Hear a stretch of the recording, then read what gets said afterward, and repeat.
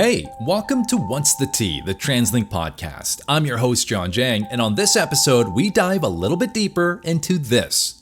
I don't think I've ever seen people thank bus drivers like they do here. Why do we say thank you when we're getting off the bus? Let's tap in to What's the Tea. The next station is...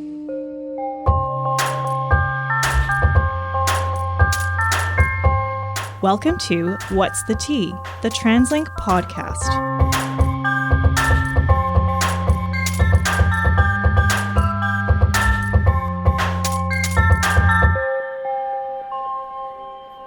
In the previous episode, we discussed transit icks, the do's and don'ts when taking public transportation. And that allows us to now take a step back and examine transit-specific social behavior. Now, transit etiquette definitely plays a role in all of this, but we are going to need an expert today who can really explain why we do the things we do on public transit. It's really, really fun to get on the bus and have a kind of your sociology eyeglasses on. This is Dr. Amy Hanser, an associate professor for the University of British Columbia's Department of Sociology. Dr. Hanser studies human social relationships and institutions, and she also happens to be a regular TransLink customer. All public spaces involve certain norms of interaction, especially between strangers, and public buses they're like a theater, right? They're like a stage where you can sit and watch how people interact with each other. So, for example, just this morning on the bus and on the SkyTrain, it was really fun to watch all of the ways that people navigate and negotiate with each other. The bus is a really fascinating space where you get on the bus because you're going somewhere, right? So the bus isn't really the purpose of your trip. But you have to do something with your attention once you're on there, right? And so how people make themselves available to others and then withdraw and keep themselves occupied, all of those things are so interesting. The interactions we have on transit is very unique. Like, it's unlike the interactions that we might have in a grocery store. And I think the very Canadian example of a grocery store interaction is if we have to get by somebody in an aisle, I think we all do just coming through here, or oops, pardon me. And that might be it. But the interactions that we'll have with each other in transit, a little bit different. And sometimes maybe a little bit more like intimate is the word that I'm thinking of, though I'm not sure it's exactly the right one. Yeah, actually, one of the ways that I think about transit is, often when people write about public space in cities in particular, they represent it as this space where we encounter strangers, people who are different from us. It's where the vibrancy of the city is located. But if you actually think about it, there's not a lot of spaces where we're in close proximity with strangers. And your example of the grocery store is a good one, right? Where it's very fleeting. But on the bus, you have much more of a sustained proximity to people you don't know. And for that reason, I think it's a more demanding space and sometimes more fun. But it does mean that it's quite different from walking down the street or even being in a park or something like that. It's a very distinct public space. I always find it fascinating that I tend to notice that there are patterns. When I'm taking the bus, for example, and if it's not too busy, everyone tries to distance themselves by at least one seat. There's always that one courtesy rule that's unwritten. It's not written anywhere in TransLink policy. We know that much. But we always try to give each other at least one space in between, just so that it feels like we can respect people's boundaries. And yet during rush hour, we ignore that policy because, convenience is a high demand. It's in high demand at that time. So how do we make those decisions in the moment? Is it just something where we all acknowledge that there's a time and place to respect those boundaries? So I think it actually, I don't think everyone does it the same. And I agree with you entirely that depending on how crowded the bus is and the time of day, that there's these different norms about how much you space yourself. And when you actually do sort of systematic observations, it's really fun when you see people spacing themselves and then you see someone violate the norm and you're like, oh, I wasn't expecting that. But people do all the time, actually. So they're not universal norms. Just this morning on the bus, I watched a young woman who had her backpack on the seat next to her, and I kept watching to see when she would move it. And she did. She moved it much later than I would have. I thought the bus was already pretty crowded, but she waited until there were still just a few seats open, and then she removed her backpack. So I think it's something that these are unspoken rules, and we learn them.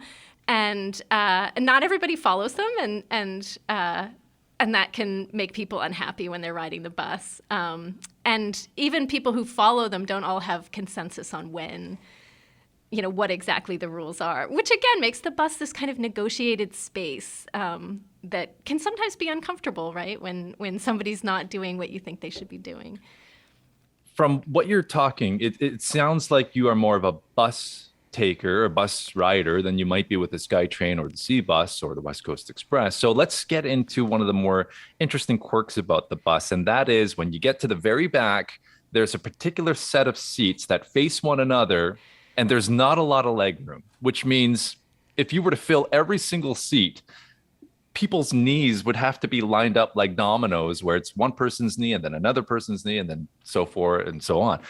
How do you think people deal with that particular setup? Because I think it's a very, it requires a decent amount of coordination and communication if people want to sit like that the way that it's designed.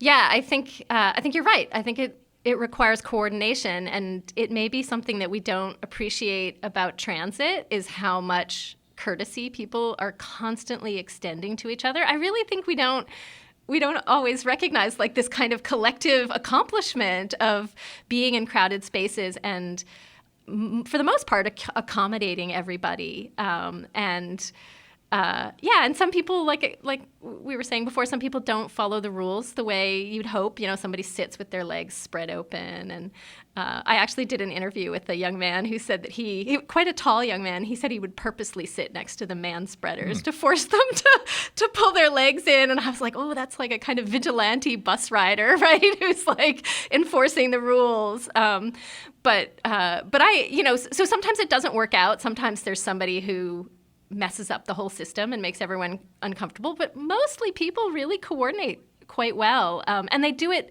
in those spaces. They do it when they get on and they move out of the way for each other. I think every time I ride the bus, I'm constantly seeing all these small courtesies that people extend to each other, which I think also makes the bus a really interesting space to observe. I'm sure you've noticed it as well, but the interactions that people have with the operator, the drivers, that's also very special sometimes, because I think, maybe I'm wrong here, but over the course of a few months, if you're a student or if you're just consistently going to work, taking the same bus route every day, you will get to know the bus driver kind of well, but also not very well at all. So maybe take us into that particular relationship. Yeah, so I think it's one of the things that makes the bus so distinct from SkyTrain is the presence of the bus driver. And bus drivers are really interesting, from a sociological perspective, the study of social interactions.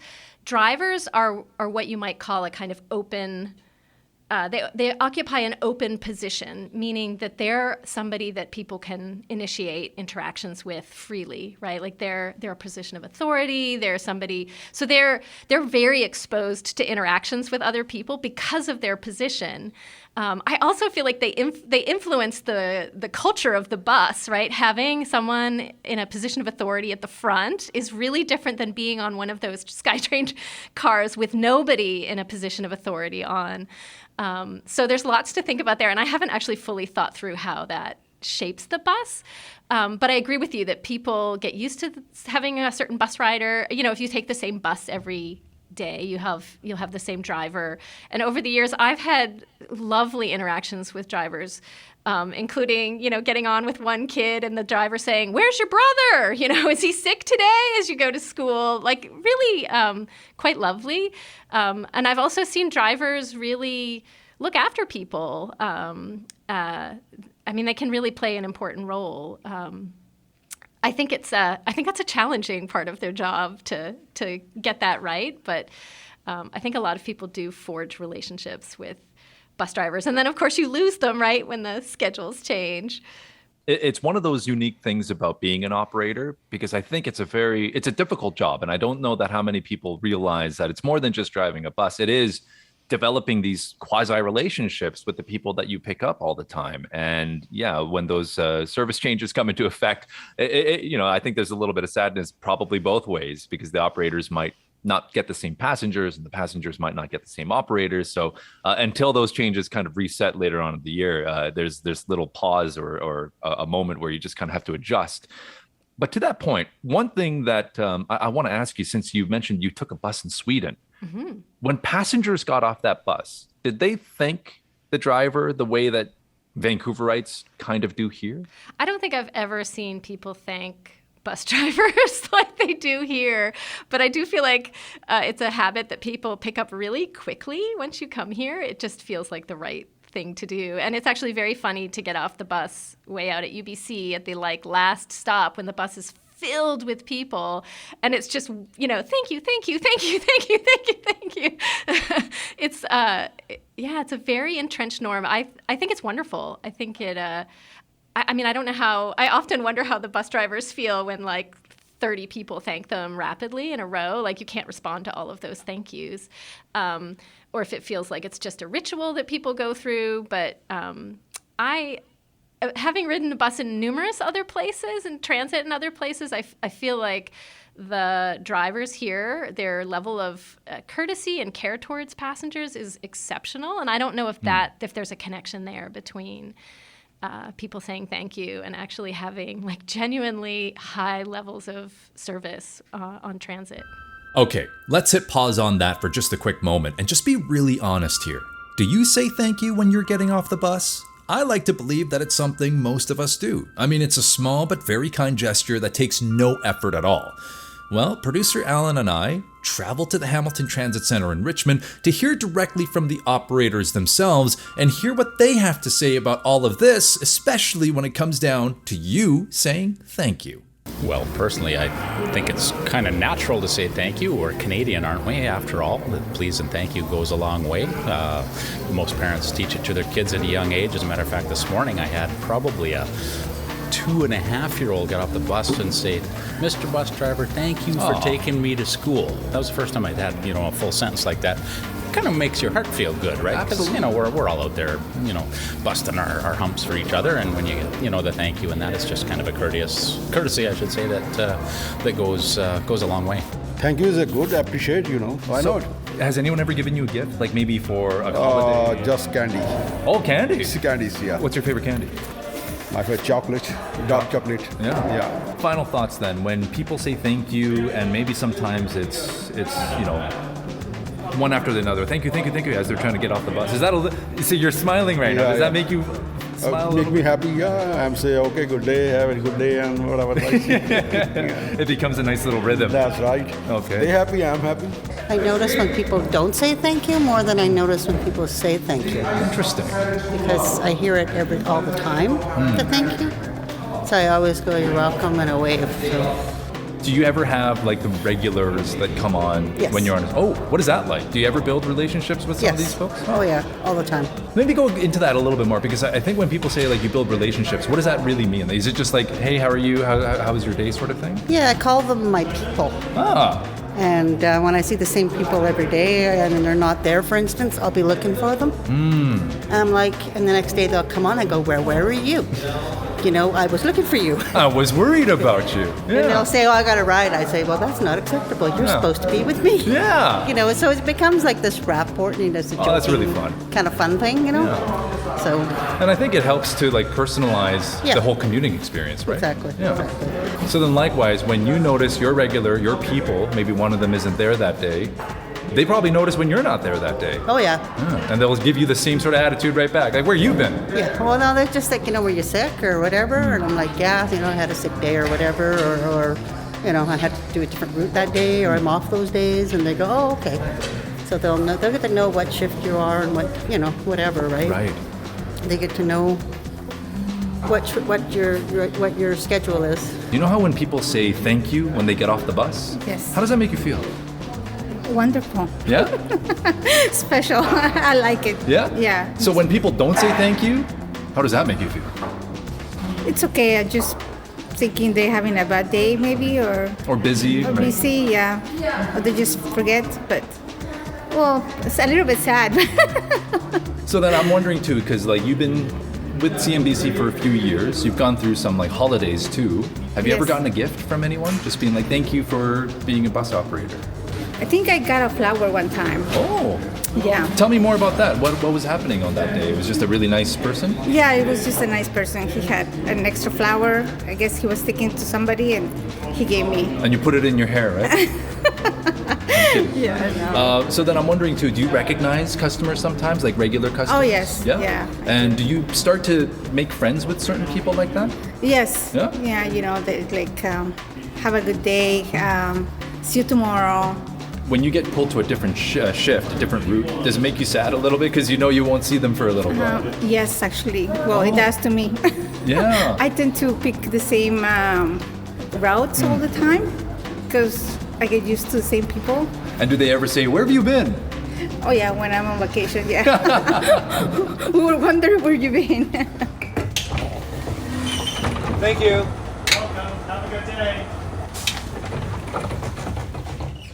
Quick, easy, and such a nice thing to do. And now we know for sure, operators love it when you take the time to say thanks. And let's face it, you'll feel good about it too.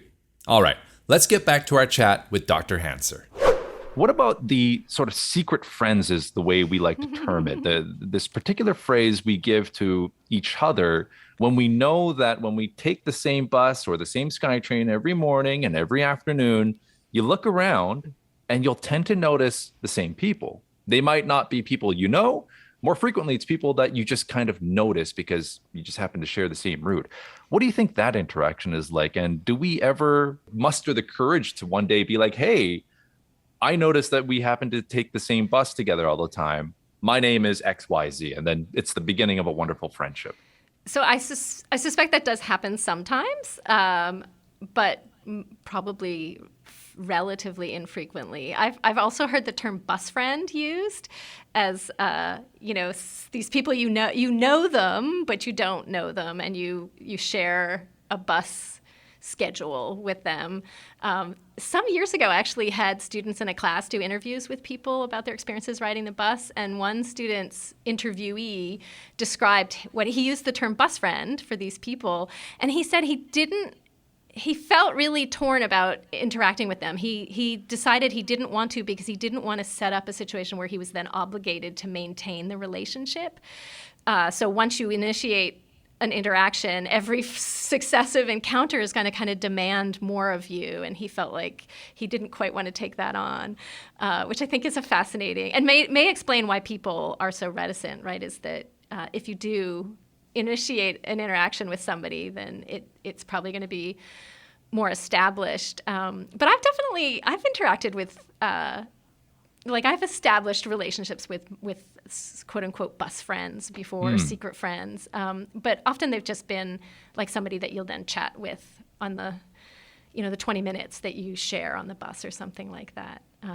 But I have had bus buddies, which is usually they're people that I wait at the same bus stop on a regular schedule. And in my experience, it was actually other people taking their kids to and from daycare that we established much more fulsome relationships where we would always talk with each other, and we would often sit together and help each other with seats and things like that. So there is this general narrative about Vancouver and it being a hard city to make friends with, and being a hard city to maybe start opening up with one another with. And yet that seems to kind of not exist within transit, because to your point, we always try to be more polite, more aware, and more courteous with one another on transit. How do these two worlds sort of merge together to what we have now as a perceived reality in Metro Vancouver?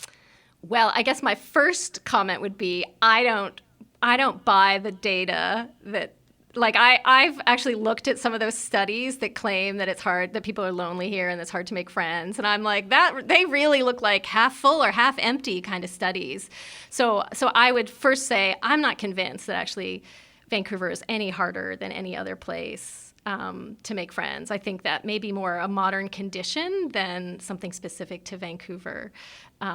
So that would be my first response. But I do think, there is a kind of modern condition where people maybe feel more alienated and so forth. And does that express itself on transit? I don't know. I think overall the transit system, like I said, is a space where people do extend a lot of courtesies to each other. And that's one of my goals in interviewing people, is understanding how they experience that. Do they experience the bus as a place of comfort? How do they navigate it? How do they decide where to sit? Do they give up their seat to others? Do other people do that for them? I think everyone can have bad experiences on transit, but I think many people have a lot of positive ones as well. One of my favorite experiences on the SkyTrain was during the 2010 Winter Olympics. And that was because every single day that I was heading downtown to participate in the festivities, like every 5 minutes on the SkyTrain, renditions of "O Canada" would just randomly break out as people were so excited. And all of a sudden, those barriers that we deal with every day on the SkyTrain, non-existent.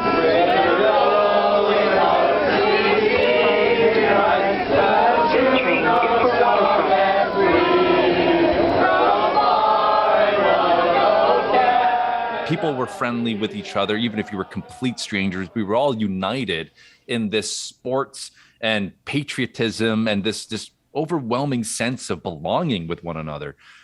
Does it take special occasions like that for things to kind of go that way? Or in your experience, maybe you were here during the Olympics as well. Like, what was your observations like during that period? Yes, I would echo that. Although I wasn't traveling as far, but I feel like there was a general feeling of camaraderie and I definitely remember after the men's hockey team won the gold medal, everyone pouring into the streets in my neighborhood and the just effusive excitement.